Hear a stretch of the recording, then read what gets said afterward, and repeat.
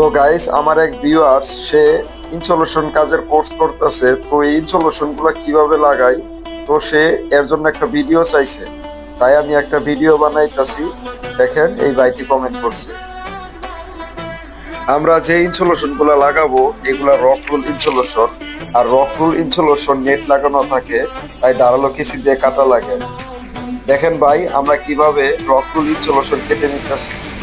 তো আপনি রকরুল ইনসুলেশন পাইপের উপরে বসিয়ে এভাবে কোনা তার দিয়ে প্যাঁচ দিবেন। প্যাঁচ দিয়ে শক্ত করে বাঁধ দিবেন, যেন ভিতরে কোনো ফাঁকা না থাকে, আর জয়েনেও যেন কোনো ফাঁকা না থাকে। তো এভাবে আপনি পাইপ লাইনে ইনসুলেশন পেঁচিয়ে নেবেন।